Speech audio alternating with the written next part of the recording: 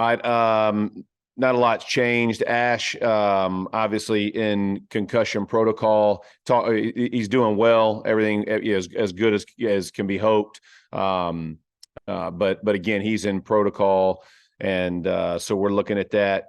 Disappointing loss. Nothing changes. Disappointed. Obviously, third down. We didn't get nearly enough done offensively and turn the ball over.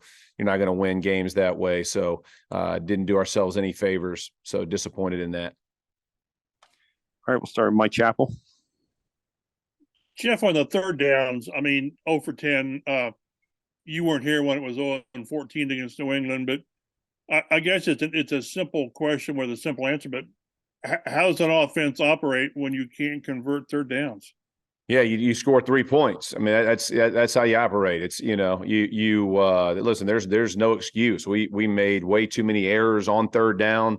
Again, Chap, you look at it, there are plays there to be made, and we didn't make them. And so as you look at it, you go back, that's the down where it's critical, sustaining drives. And you look on the other side and what they were doing. I think I want to say they were 6 of 8 in the first half or something to those numbers.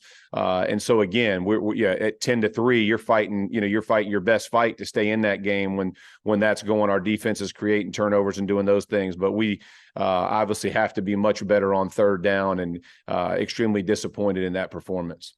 One quick follow-up, and it was hard to tell last night in your press conference. Is Nick Foles your quarterback? Yeah. Nick is Nick's the quarterback, and we're moving forward with that. So that's there. Okay, thank you. Stephen Holder.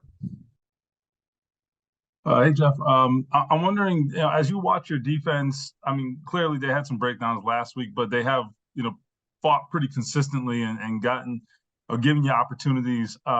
Just is there, I guess, what are your observations when you watch what they've been able to do, and then couple that with, like you just kind of said, the offense's inability to kind of come through and take advantage of that?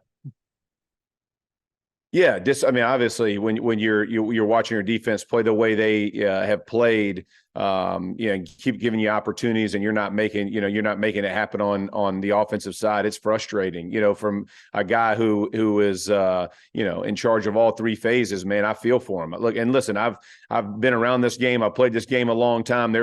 I've been on teams where the offense carried and the defense carried, and there's always going to be ebbs and flows. But when it continually goes the way it's going right now, and we're struggling the way we are offensively, you feel for the defense, because those guys, again, are keeping you in games and battling to keep you within striking distance, which they did. At some point, we got to make sure that we make it happen offensively. And so no excuses. Listen, you watch the same thing I did, and it's disappointing. It's frustrating. We got to get better. Again, we have to continue to keep pressing forward and make it happen on the offensive side to keep pace with our defense. JJ. Jeff, when you went back and watched the film of those 7 sacks, I'm curious how much, if you're putting a slider on it, how much went to the offensive line, how much went to the quarterback and the rest of the guys on the field? Let me think it through real quick. I can think of 2 that I would put on the offensive line right now. Early on, they brought pressure on the left side. The sack will go to the back, but it's on the offensive line. And I think that was early on, and in the very last drive of the game on the right side. So I think 2, but those are the 2 that I would assign. And again, it goes to everybody, but just clear, that would be the way that I would stack. So the other 5 would be some sort of coverage or some other area that we got to get better at.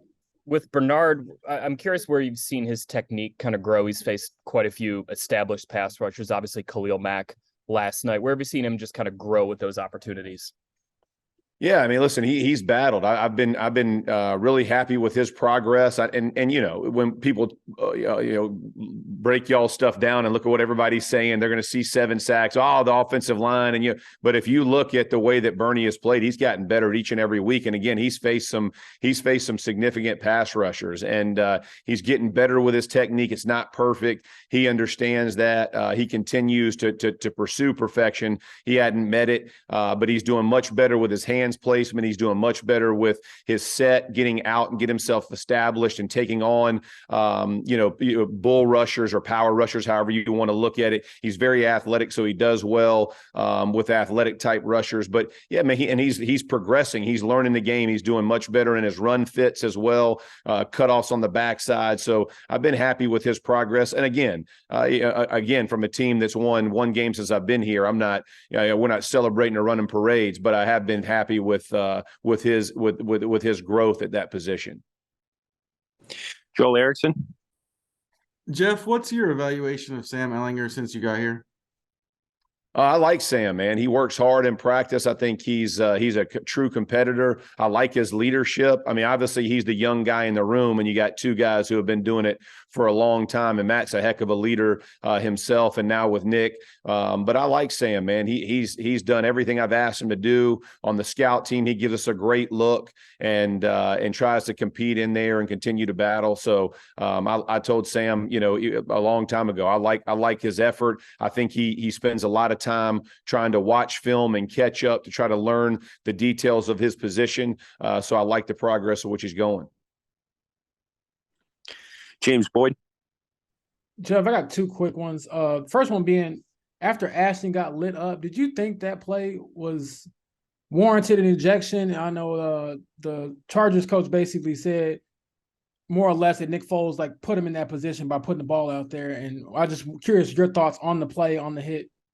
No, I definitely thought, it was right in front of me, and there was, it was definitely deserved an ejection.